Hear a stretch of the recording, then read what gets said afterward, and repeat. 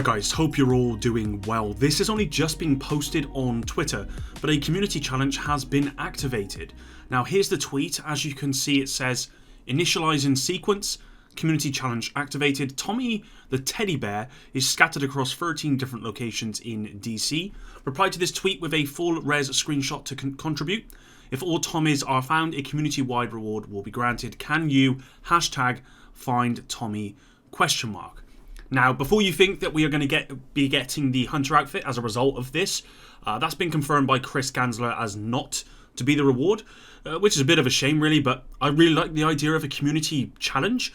We've never actually, I don't believe we've ever had a community challenge in the history of this game, so yeah, I think it works really well in other games like Destiny, for example, and to me it just brings the community together, as long as the reward is worth it, of course, but this has to be something they keep doing in the future, right? This is something that, you know, as you can imagine, the community have jumped onto already. As of me making this video, which is 7 PM GMT on the 18th of February, 8 have already been found. So if you find any others, not the ones that I've posted in this video, please take a picture, upload it to Twitter, hashtag, or just go onto the tweet itself and just respond to the Division 2. And that way, there's an opportunity for all of us to get a reward. What that reward will be, we don't know, but hopefully it'll be somewhat cool. Moving on, and it appears that many people are still confused by how the leveling will work when Warlords of New York drops on March 3rd. I've seen plenty of people in my comments, I've seen plenty of people on Twitter and other forums just basically wanting an understanding as to how is leveling going to work. Well, I'm going to tell you. So first off, in the live game right now, everyone experienced, you know, the same leveling progression. You go through the campaign, the side missions, all of the activities there are to reach the level 30 goal. That's the goal that you want to get to. And once you've done all of that, you know, you hit the end game. Now, once you've completed all the main missions and you're level 30, this is when the Black Tusk invade. And at this point, a new leveling system begins with world tiers from 1 to 5. Now, in the endgame system, you're not only leveling up the world tier, but you're also leveling up your gear as well. Your goal being 500 gear score, which is the max gear score, and world tier 5, which is the maximum world tier. That's how the live game works right now. Okay, so when Warlords of New York launches with Title Update 8, this will add a new gear score cap of 515, but this only applies to Washington D.C. and this is intended to give players who do not buy the expansion a new gear score to get. If you buy the expansion, however, there's an entirely new leveling system which only actually applies to New York. So when you jump into New York, you will be level 30, except the level cap has now increased to level 40. Forget about the 515 gear score. As I said, that does not apply here. That only applies to Washington DC. Now, as you did with Washington DC, you're going to go through the campaign, you're going to do all the stuff, with your goal being to reach level 40 in New York. Now, when you've completed the campaign and you have reached level 40, New York has its own endgame where the field proficiency catches have been replaced by shade levels.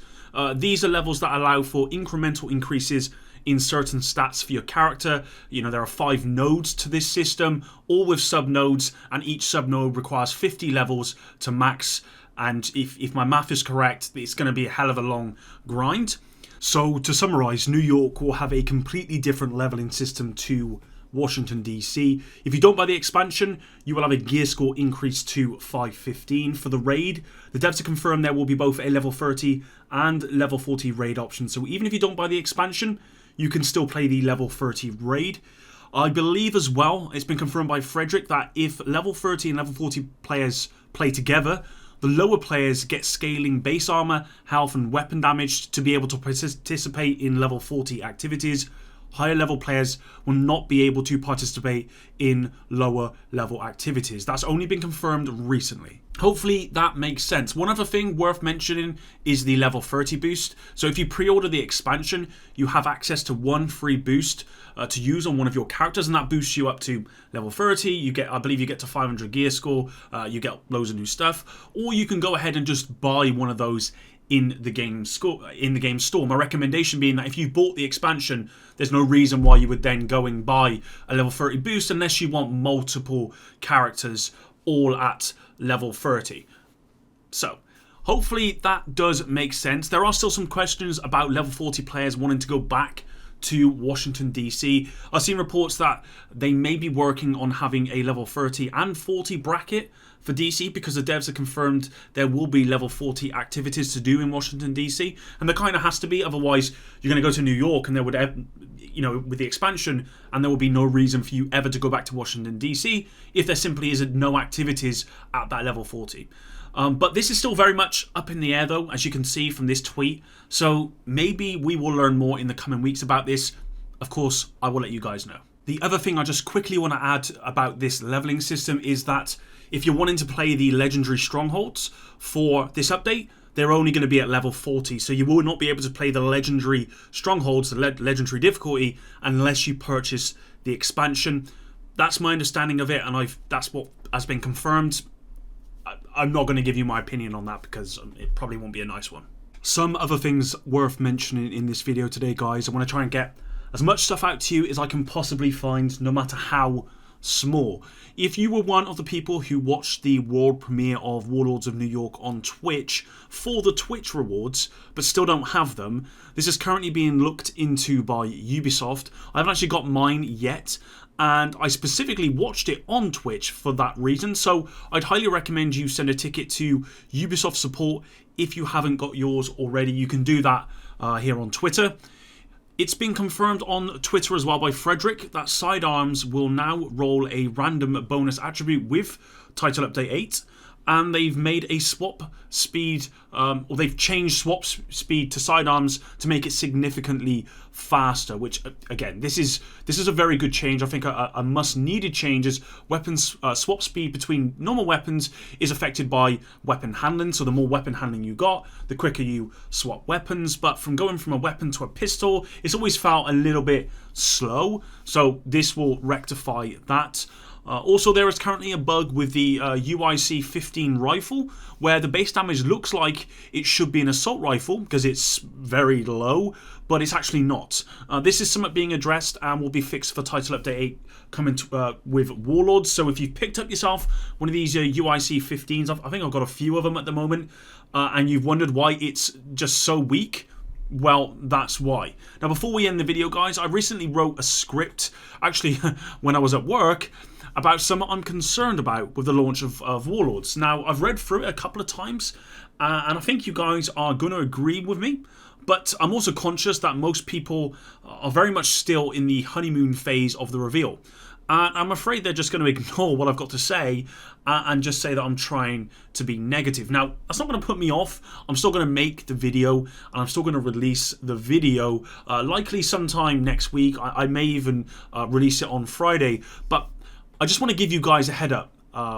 Please, if you're going to watch it all the way through, because there is some very glaringly missing with this new expansion. And I have it on good authority that it won't be changing anytime soon. And by good authority, I mean a developer. So, yeah, stay tuned in for that one. It will probably be a title along the lines of the Division 2 looks amazing, or the Division 2 expansion looks amazing.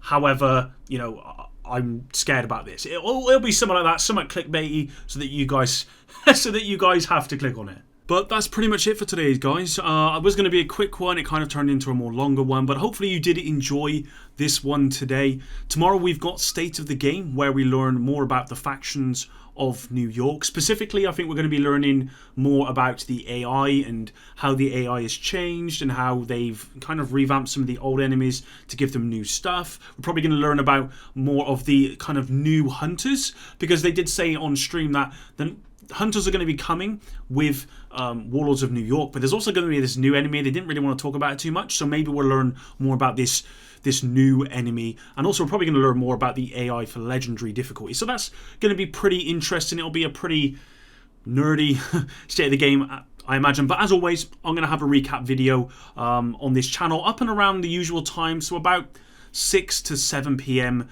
GMT, depending on the length of the stream and how fast I can actually work and get the video out to you guys. I want to just thank you all for your support on yesterday's video, by the way. You guys absolutely smashed it. I've been off for 5 days. I posted a video, and we got 26,000 views at the moment, which is just incredible. You guys are awesome. Over 1,000 likes. Really, really do appreciate it. If we could keep it up, then that would be awesome. I really, really appreciate all of your support, guys. And until the next one, Epic out.